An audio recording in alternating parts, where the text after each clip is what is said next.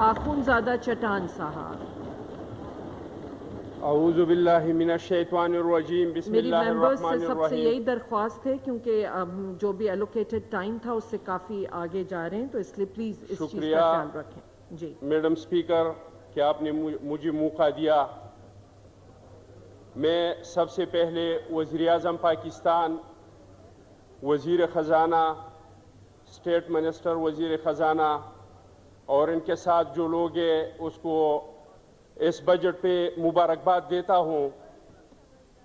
Madam, जहाँ तक इसका ताल्लुक़ है कि आया ये बजट एक अवाम दोस्त बजट है या ये बजट एक अवाम दुश्मन बजट है, तो मैडम स्पीकर, हम जो पाकिस्तान पीपल्स पार्टी के वर्कर हैं, हम समझते हैं कि हमारे लिए वो बजट एक अवाम दोस्त बजट है जिसका वादा इस कौम के साथ हमारे शहीद जुल्फ़िकार अली भुट्टो साहब ने किया था, जिसका वादा हमारे शहीद मुहतरमा बेनज़ीर भुट्टो ने इस मुल्क के गरीब अवाम के साथ किया था, और जो वादा पाकिस्तान पीपल्स पार्टी के एक एक वर्कर ने गली गली में जाके हमने ये नारा लगाया था कि मांग रहा है हर इंसान रोटी, कपड़ा और मकान।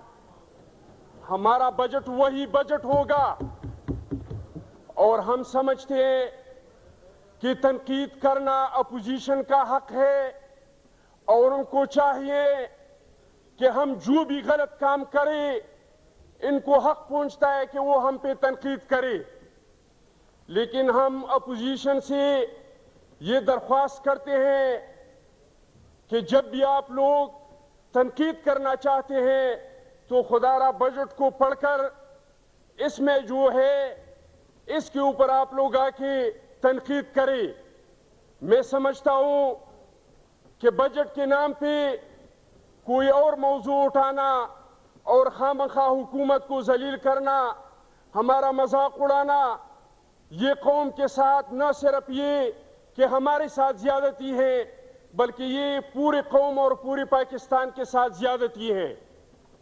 मैडम स्पीकर, बजट आने से पहले हम बहुत ज्यादा परेशान थे, और सिर्फ हम ही नहीं, इस मुल्क के तमाम लोग बहुत ज्यादा परेशान थे, क्योंकि एक तो दुनिया में जो हालात है, जापान जो एक तरक्की याफ्ता मुल्क था, आज इनके जो माली पोजीशन है, जो माली हालात है, यूरोपीय यूनियन के जो हालात है, अमेरिका के जो हालात है, और फिर अंदरूनी मुल्क के हमारे जो हालात है, जो हम हालात जंग में हैं, लोग समझते थे कि इस बार जो बजट आएगा वो बहुत जालिमाना बजट होगा, और हम भी बहुत ज्यादा परेशान थे।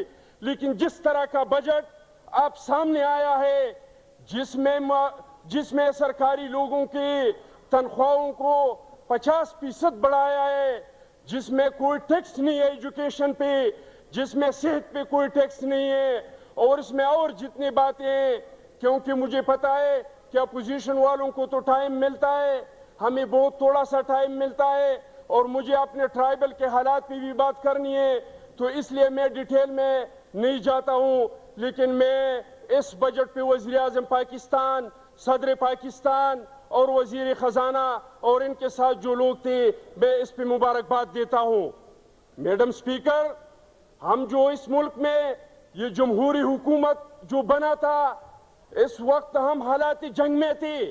इस मुल्क का मसला, सबसे जो बड़ा मसला था, वो अमन और अमान का मसला था। इस मुल्क के लोगों को सुकून चाहिए था। ब्रेकिंग न्यूज ये होता था रोज कि आज पाकिस्तान में कोई धमाका नहीं हुआ, ये हमारे ब्रेकिंग न्यूज होते थे। आज अल्लाह की फजल से आप आके देख ले, कबाइली इलाके जिस पे कभी भी जिंदगी में हुकूमत का मुकम्मल रेट कायम नहीं हुआ है, आज सेटल एरिया को छोड़ के अल्लाह की फजल करम से हमारी हुकूमत पाकिस्तान का तमाम कबाइली इलाकों पे एक मुकम्मल रेट कायम है। क्या ये इस हुकूमत का कारनामा नहीं? मैडम स्पीकर, ये जो 73 का आईन, हर पार्टी ने ये वादा किया था قوم کے ساتھ کہ ہم اقتدار میں آ کے انشاءاللہ تعالی ہم اس ملک میں آئین کو بحال کریں گے. یہ آئین کی بحالی کیا یہ اس حکومت کی کامیابی نہیں؟ میڈم سپیکر، جو لوگ ہم پہ تنقید کرتے ہیں ان لوگوں کے اپنے حالات یہ ہیں کہ زندگی میں پہلی بار ہمارا ایک ایسا صوبہ جو ہم سمجھتے ہیں کہ وہ آدھا پاکستان ہے، پنجاب کا حکومت آج دیوانہ ہو چکا ہے اور ان کے جو چک ہے وہ ڈس آنر ہو رہے ہیں. ان کے اپنی کارکردگی یہ ہے اور یہ لوگ ہمیں تانے دیتے ہیں کہ ہماری گورنمنٹ میں کرپشن ہے. اگر ہماری گورنمنٹ میں کرپشن ہے تو پبلک اکاؤنٹس کمیٹی آپ لوگوں کے ساتھ ہے. ہم آج اپنے احتساب کے لیے تیار ہے. آپ لوگ آ کے اور ہمارا احتساب کریں. ہم پورے قوم کو جواب دینے کے لیے تیار ہیں. میڈم سپیکر، میں شکریہ ادا کرتا ہوں موجودہ حکومت کا کہ انہوں نے ہمارے قبائلی عوام کے حالات زار کو دیکھ کر پچھلی سال سے ہمیں ڈبل فنڈ دیا ہے اور اب ہمارے قبائلی علاقوں کا جو پچھلی سال 8 بلین 60 کروڑ روپے تھا اس کو بڑھا کر 15 ارب روپے کیا ہے. میں وزیر اعظم کا شکریہ ادا کرتا ہوں. لیکن میڈم سپیکر، اس کے ساتھ میں گورنمنٹ سے، وزیر اعظم پاکستان سے اور صدر پاکستان سے ایک درخواست کرنا چاہتا ہوں اور وہ یہ کہ ہمارے جو فنڈ جاتے ہیں قبائلی علاقوں میں اس میں آڈٹ کا کوئی سسٹم نہیں. اس کا مثال اس طرح کے ہیں کہ آپ یہاں پہ کسی کو 10 کروڑ روپے دے دو اور اس کو کہہ دو کہ جی آپ جس کے پاس یہ پیسے لے کے جا رہے ہیں میں اس کو نہیں بتاؤں گا کہ میں نے آپ کو کتنے پیسے دیے اور نہ وہ بندہ آپ سے پوچھ سکتا ہے کہ آپ نے کتنے پیسے لیے. وہ بندے کا مرضی کہ راستے میں اس سے جتنے پیسے وہ نکالنا چاہے وہ نکال دے. یہی حالات ہمارے قبائلی عوام کا ہے. خدا را میڈم سپیکر، ہم منت کرتے ہیں کہ اگر آپ لوگ واقعی قبائلی عوام میں ترقی دینا چاہتے ہیں، وہاں کا احساسی محرومی کو ختم کرنا چاہتے ہیں اور جو پیسے قبائلی عوام کے ڈیولپمنٹ کے لیے دی جاتی ہیں اگر حقیقت میں آپ لوگ چاہتے ہیں تو پھر خدا را اس کے لیے کوئی آڈٹ کا سسٹم بنائے. ان لوگوں کے جن لوگوں کے ہاتھوں پہ یہ پیسے خرچ ہو رہے ہیں اس کو کسی نہ کسی کے سامنے جواب دہ بنائے. یہ وہ لوگ نہ تو اس ہاؤس کے سامنے جواب دہ ہیں، نہ عدالت کے سامنے جواب دہ ہیں، نہ آڈٹ کے سامنے جواب دہ ہیں. تو آخر اس پیسوں میں کرپشن نہیں ہوگا تو پھر کیا ہوگا؟ میڈم سپیکر، مجھے پتہ ہے آپ مجھے بار بار دیکھ رہی ہیں کہ میرا ٹائم پورا ہو گیا ہے، لیکن خرم بھائی نے بہت زیادہ شعر پڑھے. اگر اجازت ہو تو میں بھی ایک شعر پڑھنا چاہتا ہوں.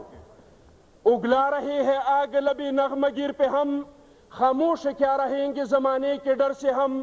لے دے کے اپنے پاس فقط ایک نظر تو ہے کہ وہ دیکھ زمانے کی کسی کی نظر سے ہم. مانا کہ زمینوں کو گلزار نہ کر سکا، کچھ خار کم تو کر گئی گزری جدھر سے ہم.